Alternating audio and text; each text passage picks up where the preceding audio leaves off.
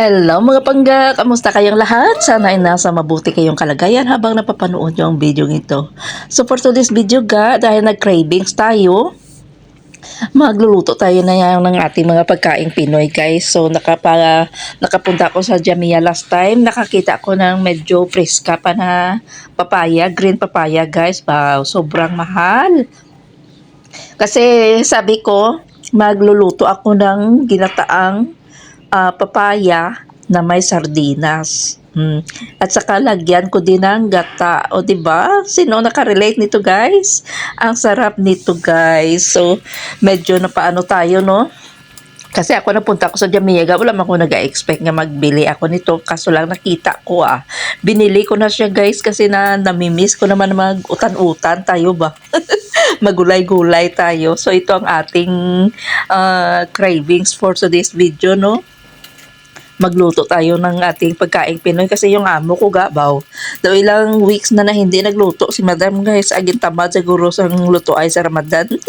So nagpahuway-huway ng aking amo. So magluto ako yan ng aking sariling pagkain ga. So itong ating nadiskitahan na lutuin guys. So ang sarap nito guys. Sino naka-try? O, diba? Ang gata nga daan, basta may gata, may mga ulam tayo na may gata ay ang ganang kumain. So dito na nag-abre na ako dito ng sardinas at syempre nanhigupin pa. Sino nakarelate dyan? Hinihigop-higop pa yan ang lata ng guys, no? Nung bata pa kami ginaagawan pa yung lata kasi lagyan pa yan ng kanin. So dito tamang gisa-gisa lang tayo guys. Gisahin na natin itong ating mga aromatics, no, para mabango ang ating ginataang gulay. Meron ako ditong garlic, sibuyas, at saka ano pa ba. So ito lang, no, gisa natin all together kay para magkuha ng kanilang mga kwan guys. Kanilang mga aroma, no, maggisa ang kanilang mga pampalasa natin ito guys. So masarap ang ating ulam for today, no, kahit ginabombahan tayo dito araw-araw tuloy pa rin ang buhay natin. Magluto-luto tayo guys.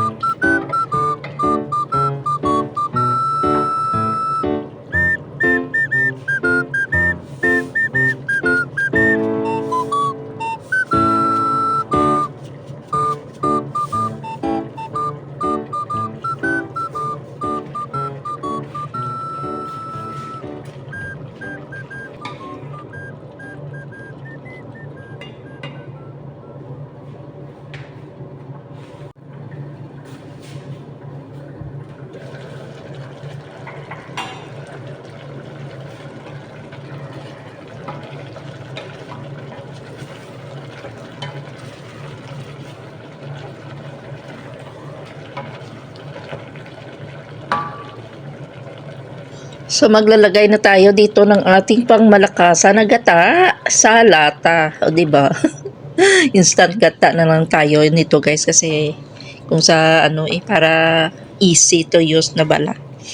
So ito na ang ating ano guys ang ating niluluto na ginataang papaya. Sa Ilonggo sa Ilonggo guys, tinatawag ito na kapayas.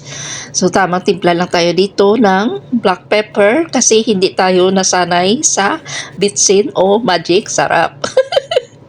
At saka itong last na bulad na galing pang Pilipinas. Nilagay ko na dito sa ating ginataang gulay. O diba? Ang sarap ng ating ano. So shout out sa inyo dyan. Anong ulam nyo dyan guys?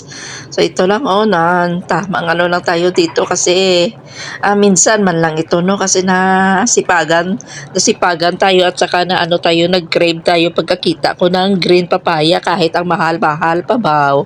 Isang piraso lang guys. Yung weight niya is 555 grams. So, binili ko siya ng 765 fils. Wala pang isang dinar. So, kung sa Philippine money is 150.60 pesos. So, ganun kamahal ang papaya dito. While kung sa Pilipinas, makaayo ka naman sa silingan guys, no? Ang sarap nito sana kung may malunggay kaso lang wala tayong malunggay.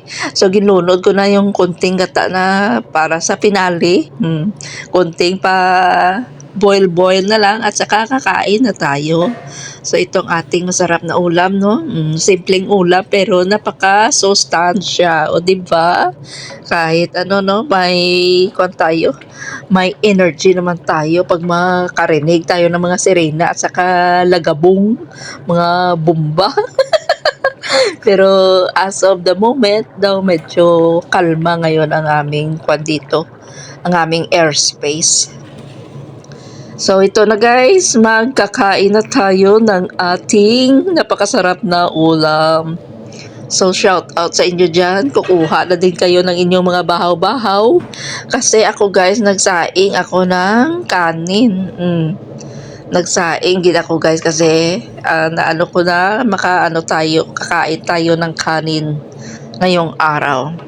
Minsan hindi man ako nagkakasaing guys. So ito na ang ating masarap na ulam, o diba?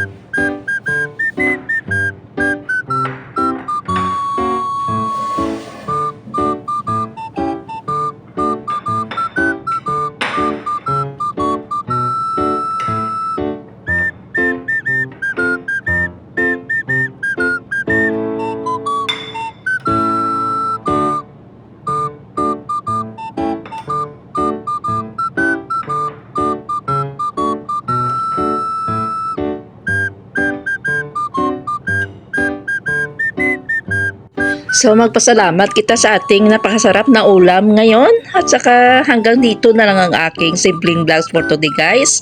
Salamat sa panonood at saka mag-ingat tayong lahat. And mega love shout out everyone. Thank you so much for watching. Please don't forget to hit like. God bless us all. Could you find a way to let me down slowly? A little sympathy, I hope you can show me. If you wanna go then love is so